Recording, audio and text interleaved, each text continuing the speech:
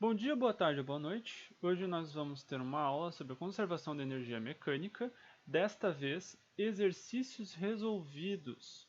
Então aqui nós vamos resolver alguns exercícios, tá? Exercício do livro também, onde o primeiro deles é um corpo de massa m, ele é abandonado de uma altura h acima do solo.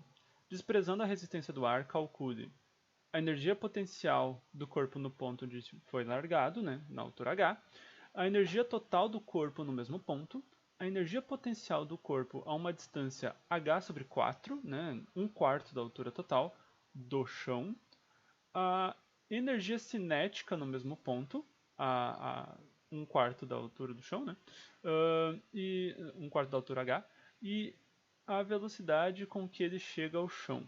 Né. Portanto, então, para calcularmos então a primeira letra, a letra A, para calcular a energia potencial do corpo, tendo em vista que a fórmula de energia potencial é justamente energia potencial igual a massa vezes gravidade vezes a altura, a energia potencial do corpo no ponto onde ele foi largado, tendo em vista que a altura onde ele foi largado é h, a massa do corpo é m e a aceleração da gravidade é g, a energia potencial é justamente mgh. Tá? A partir daí, nós podemos calcular a letra B, a energia total do corpo nesse mesmo ponto. A energia total do corpo vai ter que ser a energia potencial mais a energia cinética do corpo. Só que como ele fala no exemplo que ele é abandonado, então significa que a velocidade dele inicial é zero. Portanto, energia total mais a energia potencial mais energia cinética, energia total igual a energia potencial mais energia cinética, equivale a mgh mais 1 meio de mv², né? Massa vezes velocidade ao quadrado. A energia total, então, vai ser igual a mgh, que a gente já tinha visto na letra A, mais 1 meio de m vezes 0 ao quadrado. 0 ao quadrado é 0, 0 qualquer coisa multiplicado por qualquer coisa que vem depois vai dar 0 também. Isso então vai dar energia total igual a mgh. Depois nós temos o próximo item, a energia potencial do corpo a uma energia h sobre 4 do chão. Né? Como energia potencial é literalmente m vezes g vezes h, se a energia potencial do corpo está sendo calculada para uma altura h dividida por 4, a energia potencial é só, para nós calcularmos a energia potencial, é só a gente substituir esse h como h sobre 4. Então, energia potencial igual a mgh sobre 4, h sobre 4 multiplicando todo o resto é a mesma coisa que mgh dividido por 4. Dessa forma, percebe-se que a energia potencial de um corpo a 1/4 da altura total vai ser exatamente 1/4, né, da energia potencial inicial, quando ele estava na altura h. Além disso, nós temos o próximo exemplo, que é a energia cinética no mesmo ponto. Se nós temos a energia total como sendo a energia potencial mais a energia cinética, tendo em vista que a energia potencial é mgh sobre 4, e tendo em vista que ele partiu de uma altura h, tendo energia total e energia potencial igual a mgh, se parte dessa energia total permanece como energia potencial, né? E sendo que essa parte que permanece como energia potencial, que não virou energia cinética, é 1/4 da energia total, os outros 3/4 vão ter que ter sido transformados em energia cinética. Né? A partir do momento que nós temos um corpo, ele tem energia potencial e tem energia cinética, parte dessa energia potencial é transformada em energia cinética, isso significa que, assim como a energia potencial diminuiu em um certo tanto, este mesmo tanto, digamos assim, medido em joules, por exemplo, vai ter que ter sido transformado em energia cinética. Aqui nós estamos considerando um exemplo em que não há resistência do ar, não há qualquer outro tipo de dissipação de energia. Portanto, toda energia que se perdeu, entre aspas, nessa queda toda energia potencial que se perdeu, entre aspas, durante essa queda da altura h até h dividido por 4, foi transformada em energia cinética. Dessa forma, energia total igual a energia potencial mais energia cinética. A minha energia potencial é o mgh sobre 4. Só que minha energia total, lá no ponto inicial dela, e portanto a gente pode dizer que a energia total do movimento inteiro, né? Porque essa era justamente a energia total em algum ponto do movimento, como a energia é sempre conservada, em nenhum momento vai ser criada energia ou perdida energia de alguma forma que não esteja dentro dessa energia total, né? Aqui a gente está desconsiderando outras formas de dissipação de energia. Então, a energia total, se a gente calculou ela em um certo ponto, para todos os pontos do movimento vai ser a mesma, sempre. Então, nesse ponto foi calculado como mgh, então a energia total é mgh. A energia potencial é mgh sobre 4, a gente passa a energia potencial como negativa para o outro lado, a gente vai ter mgh menos mgh sobre 4. X menos x sobre 4 é igual a 3 quartos de x, digamos assim. Então, a energia cinética, que era a nossa incógnita aqui, vai ser igual a 3 quartos de mgh.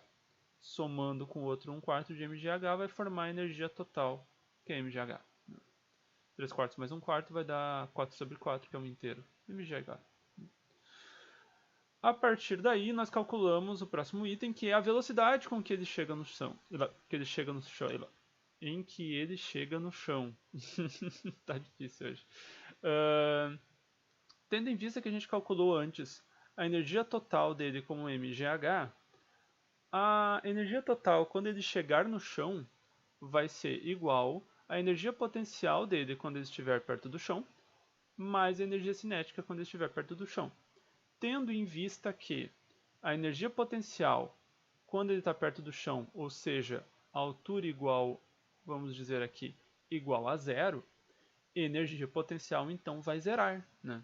A energia potencial ela é zero, ela é nula quando o objeto está no chão. Dessa forma, a energia total, que a gente já calculou que é mgh, vai ter que ser igual à nossa energia cinética, né? Que a gente calcula como sendo um meio de massa vezes velocidade ao quadrado. Tá? Então, para nós calcularmos a velocidade, a gente só precisa basicamente isolar esse v, essa velocidade aqui, né? Colocando esse 1 meio de mv quadrado igual ao nosso mgh, ou seja, a energia cinética igual à energia total, porque toda a energia potencial já foi transformada em energia cinética. Assim, nós temos energia cinética, vai ter que ser igual a mgh, que é a nossa energia total. Isto aqui é igual a 1 meio de mv quadrado. Dessa forma, nós percebemos que a gente pode, para isolar o v, a gente vai ter que passar o 2 multiplicando para o outro lado, passar o m dividindo para o outro lado, e esse quadrado aqui vai ter que virar uma raiz quadrada para o outro lado. Vamos por partes, então. Primeiro a gente passa o 2 multiplicando, o m dividindo, vai ficar 2mgh sobre m. Isso aqui vai ter que ser igual a v quadrado. Simplificando isso aqui, a gente pode cortar os m's, né? Se está multiplicando por um valor e dividindo por ele mesmo, é a mesma coisa que multiplicar por 1. Então vai ser 2mgh sobre m vai ser a mesma coisa que 2gh. Esta aqui é a nossa velocidade ao quadrado. Para nós descobrirmos o valor da velocidade, este expoente, essa função aqui, né?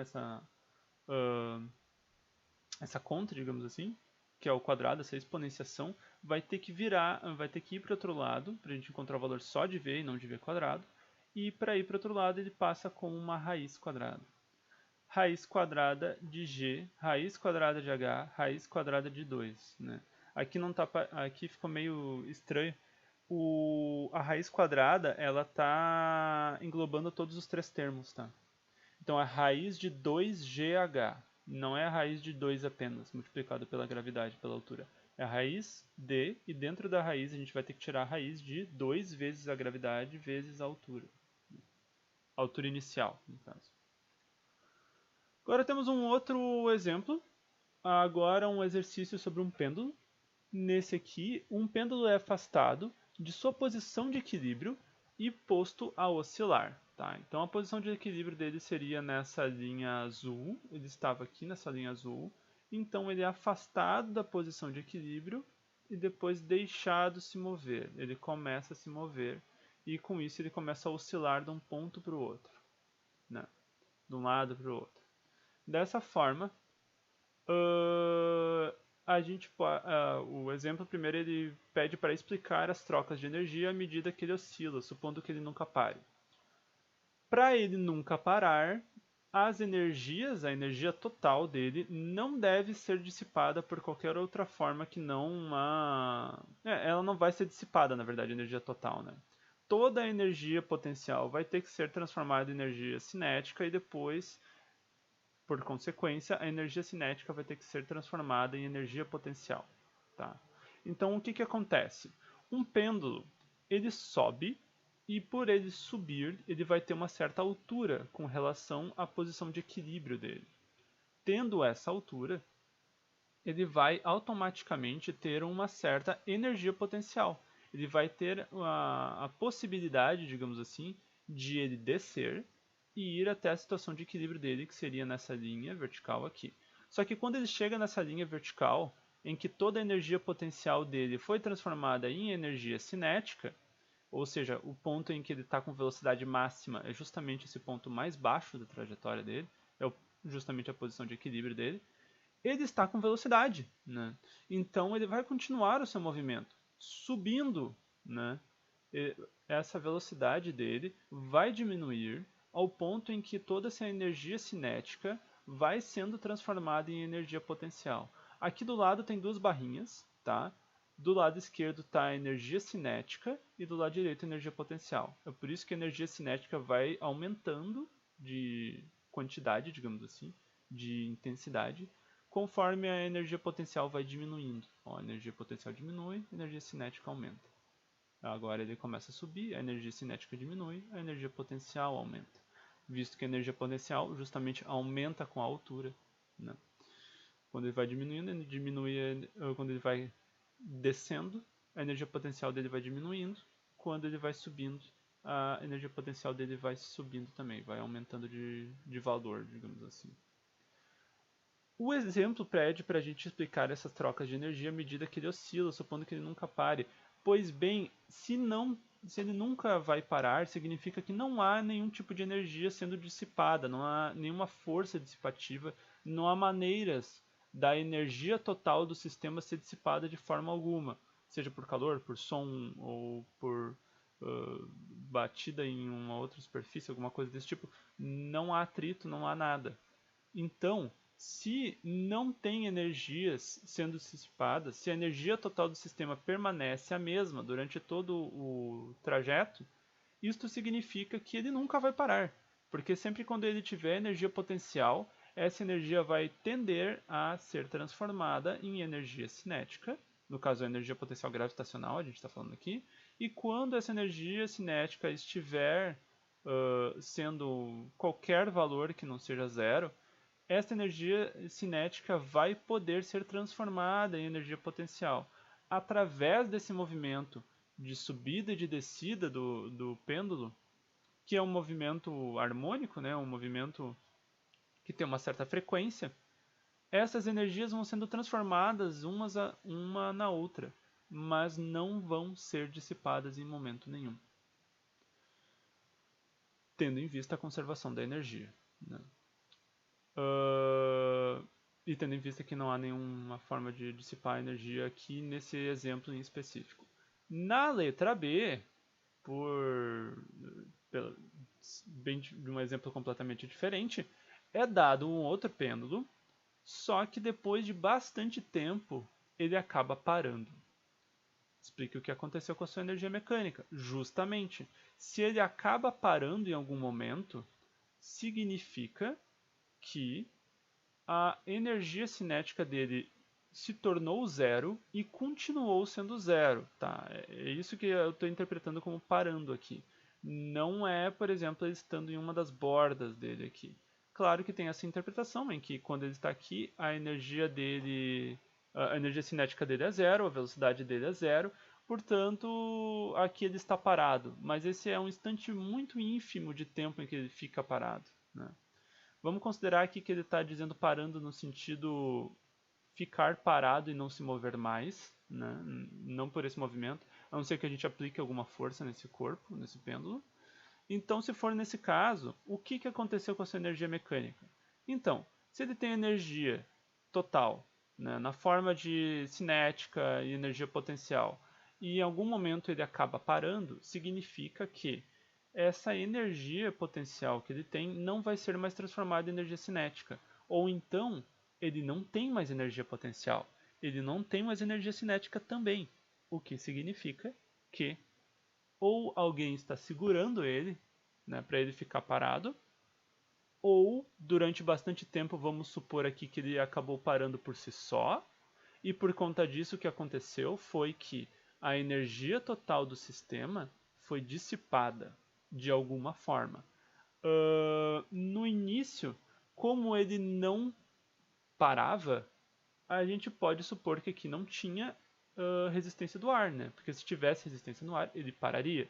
Neste caso, seja qual for a razão, se for resistência do ar, se for dissipação por outra forma qualquer de energia, o que importa é que o que aconteceu com a sua energia mecânica total foi que ela foi dissipada por alguma coisa, tá? Pode ter sido uma força dissipativa, normalmente uma força dissipativa que vai se opor a um movimento. Nesse caso, a resistência do ar se oporia ao movimento, né? A gente já viu isso em atrito viscoso. E, por conta disso, a energia dele, ao ser dissipada, faz com que o pêndulo acabe parando em algum momento e não volte mais a andar, a não ser que a gente dê uma certa... a gente devolva uma certa energia para ele ou aplique uma certa força nele que repercuta no movimento, né? E por conta disso, se tem movimento, ele vai ter velocidade. Se tem velocidade, ele vai ter energia cinética. Então a energia total do sistema não vai ser mais zero.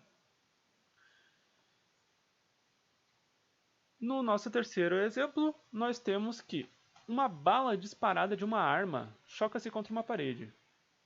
Depois da colisão, a bala está tão quente que quase alcança o ponto de fusão. Isso significa que as suas moléculas experimentaram um aumento de energia cinética. Como a bala tinha energia cinética antes da colisão, alguém explica, abre aspas, não houve alteração. Energia cinética continua sendo energia cinética. Fecha aspas. Todos nós concordamos com isso, mas há uma diferença que deve ser salientada. Qual é a diferença?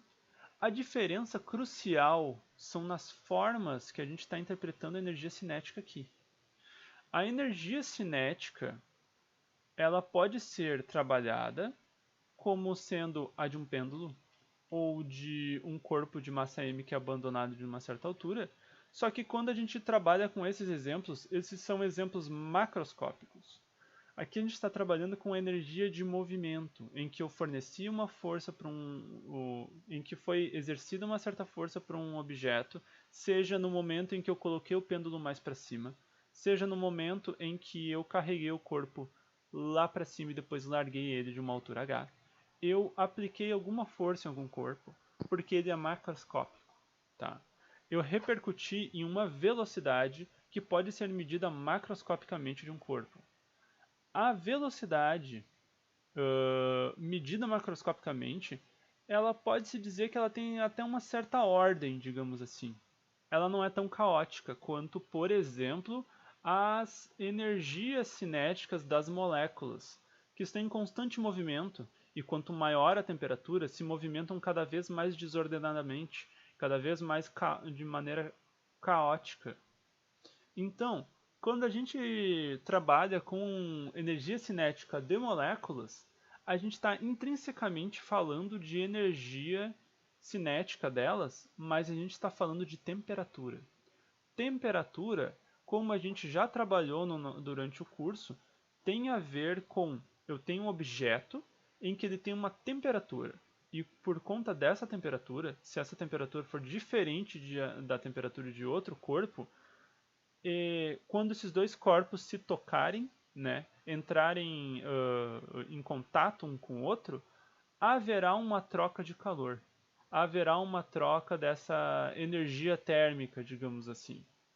Enquanto que, se eu tiver dois corpos de temperaturas iguais e eles se tocarem um no outro, provavelmente não haverá uma troca de temperatura. Mas se um estiver em movimento maior, de velocidade maior do que o outro, por conta da nossa aula de colisões, nós saberíamos que há sim uma certa transferência de momento. A energia cinética de moléculas, ela não é a mesma coisa, avaliando-se assim a curto modo, que energia cinética de um corpo macroscópico, tendo em vista que a energia cinética de um corpo macroscópico, ela repercute em possibilidades, em atividades diferentes das moléculas, pelo menos da forma que a gente mede macroscopicamente. Sim, moléculas também têm momento, e sim, moléculas também podem trocar momento entre elas. Mas quando a gente fala em diferenças de energia cinética entre moléculas, diferenças de temperatura entre dois gases, por exemplo, dois conjuntos de gases, nós estamos falando em uma potencialidade de troca de calor. Uma coisa que não acontece com energia cinética macroscopicamente, de um corpo macroscópico. Não é necessariamente por causa que um corpo está mais rápido do que o outro, que ele está mais quente do que o outro. Uma coisa não quer dizer a mesma coisa que a outra. Uma coisa, outra coisa, outra coisa. Essas duas características de energia cinética, elas têm comportamentos diferentes, elas repercutem de maneira diferente sobre a matéria. Nosso exercício 4, um meteorito de 10 kg entra na atmosfera terrestre. Em virtude do atrito com ar, sua velocidade se reduz rapidamente de 400 metros por segundo para 100 metros por segundo.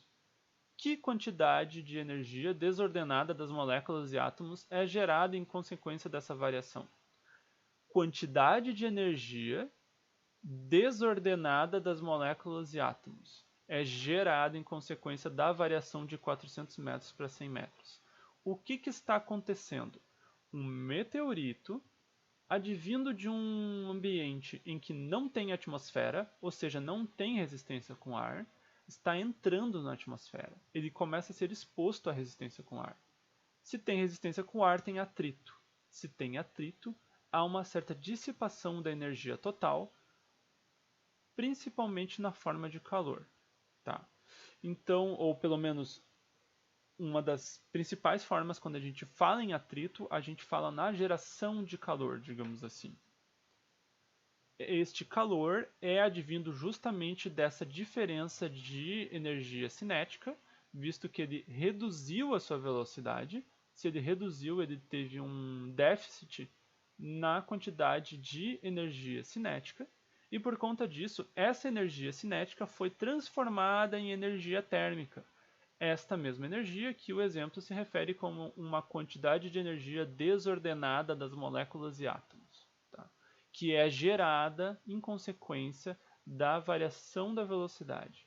A variação da velocidade permite uma variação na energia cinética, tendo em vista a energia total do corpo como sendo energia cinética mais energia térmica. O tanto que essa energia cinética diminuir de valor vai ser transformado em energia térmica.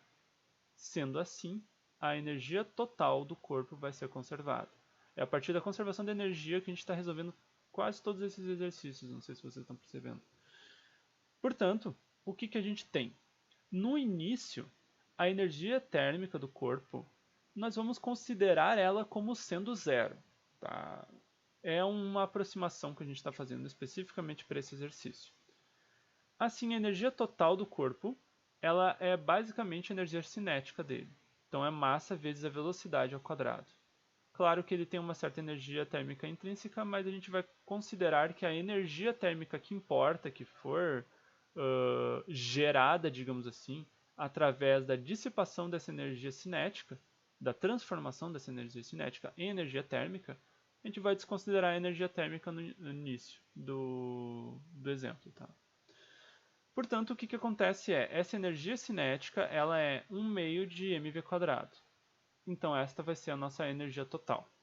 O que vai acontecer é, depois, essa energia total vai ser igual a energia cinética mais energia térmica, que é 1/2 de m vezes v². Velocidade é 400, 400 ao quadrado vai dar 16 mil? Não, 160 mil. 160 mil dividido por 2 vai dar 80 mil vezes a massa. Tá? a energia total, no momento em que ele já perdeu já dissipou essa energia cinética, o momento em que a velocidade dele já é 100 metros por segundo, é de a energia total, ela mantém a mesma, 80.000 vezes m. Então, 80.000 vezes m é igual a energia cinética mais energia térmica. Assim, energia cinética, neste ponto, ela vai ser 1 meio de m vezes 100 ao quadrado, né? Que agora a velocidade diminuiu. Mais energia térmica, que nós não sabemos, que nós queremos saber. Assim, isso vai ser igual a 8.000 vezes m. A energia térmica vai ter que ser igual a 80.000 m menos 100 ao quadrado vai dar 10.000. 10.000 dividido por 2, 5.000. 5.000 vezes m. Assim, a energia térmica vai ser igual a 80.000 m menos 5.000 vezes a massa, igual a 75.000 vezes a própria massa do meteorito. Tendo em vista que a massa do meteorito é 10 kg, 75.000 vezes 10 dá 750.000 joules de energia térmica. Bastante coisa, né? Também ele estava andando a 400 metros por segundo. 300 metros por segundo foi dissipado de velocidade, digamos assim. Foi transformado. É bastante coisa. Letra B. O que provavelmente acontecerá com um meteorito? Normalmente, o que acontece? Esses meteoritos, eles são... esses meteoritos, quando eles entram na atmosfera terrestre, eles começam a entrar, eles ainda mantêm as suas características de fora da atmosfera. E essas características normalmente são uma riqueza de certos materiais, certas substâncias. Normalmente ricos em hidrogênio, ricos em água. Tá? O que acontece?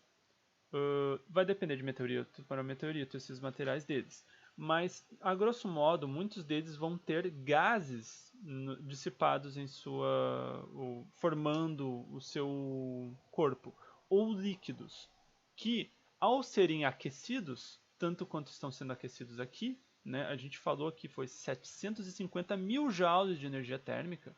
Isso aqui é muito aquecimento para substâncias líquidas. Essas substâncias vão virar gases. Ou os gases que estão de alguma forma nesse corpo vão acabar sendo emitidos. Emissão de gás, nesse ponto, se ela não consegue sair do corpo, ou se ela está tendo dificuldades de alguma forma, ou quando ela como foi um aumento abrupto da temperatura, pode ser uma emissão repentina, acontece que vai acontecer uma evaporação repentina desses líquidos, uma emissão repentina desses gases, e por conta disso, o meteorito, a chance dele explodir ou se desfazer em milhões de micropedacinhos é muito grande. É muito grande. Assim, esses meteoritos, eles são reduzidos de tamanho, digamos assim, em uma pedra gigantesca para várias pedrinhas, tá? Digamos assim. E essas pedrinhas são diminuídas cada vez mais pelo próprio atrito com a atmosfera, pela própria resistência de atrito viscoso, resistência do ar, né? Porque um navegador espacial, então, ele corre mais risco de colidir com um meteoro do que alguém na superfície da Terra. Ele corre risco de colidir com um meteoro, principalmente porque fora da Terra não tem atmosfera. Portanto, não só esses corpos eles vão